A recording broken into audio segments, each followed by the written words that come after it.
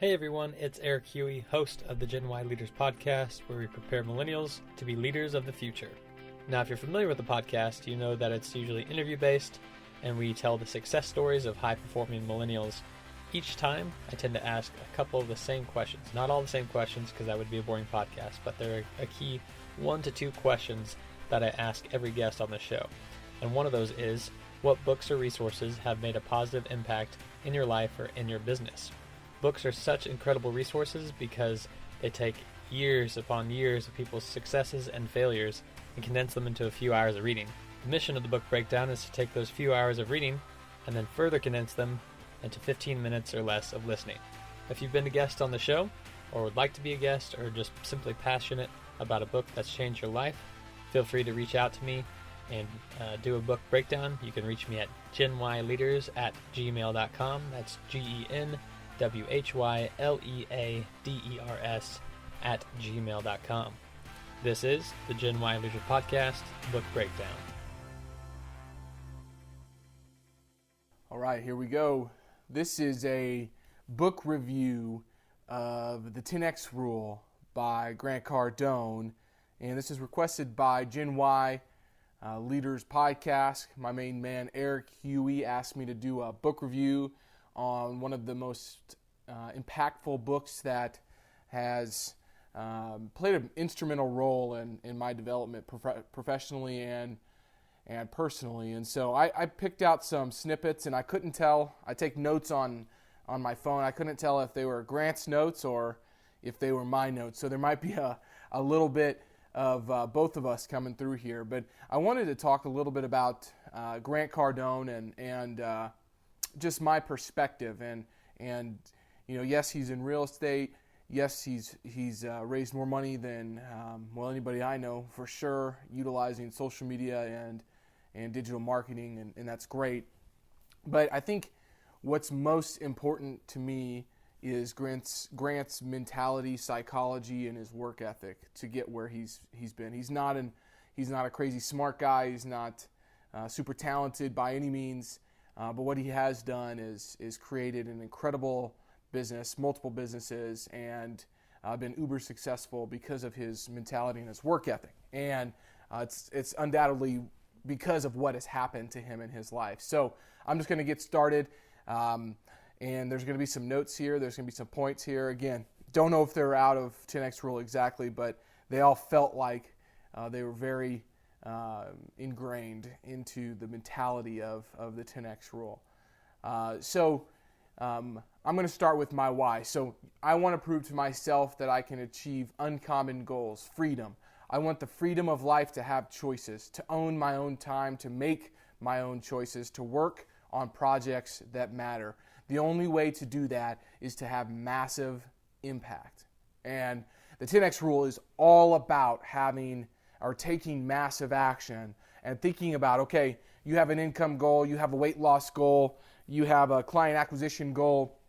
That's wonderful. 10X it. And literally 10X it. So you want to make $100,000? How about trying to make $1 million and seeing where you land? So goal achievement. There's 7 steps. What do you want? Why do you want it? What's your massive action plan? What can you do to get there?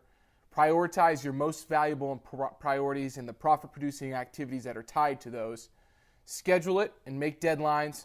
Leverage. How can you help automate? How can others help you to get to your outcome? Execution. Massive action. Your self-worth cannot be tied to your outcomes. Your confidence comes because of the preparation that you have completed in the foundational work and skills that you have built upon through your experiences. If it's tied to your outcomes, you're going to be a roller coaster. And there's things that you cannot control, but if you have self-satisfaction knowing that you did the best that you are capable of doing, that's where true self-confidence comes from. That's a little bit of John Wooden, a little bit of Tony Robbins, a little bit of Logan Freeman, all mixed together. Maybe a little bit of Grant Cardone there. Before you can have a breakthrough, you need to remove your number one roadblock. You have to take inventory of yourself, be real, and work through what's holding you back. Once identified, you can remove this and unlock so much more potential. For example, if money is your number one limiting factor, mitigate and neutralize this by working through a budget, getting your income stabilized enough where you can keep your head above water and work on your side hustle. Don't necessarily throw yourself headfirst into the deep end without a plan. That's how people fail. Instead, remove your number one roadblock so you can breathe, so you can have some margin, and then you'll have the headspace and capacity to really work on what matters. This takes maturity, self-awareness, and patience. Stop waiting to be taught something you already know.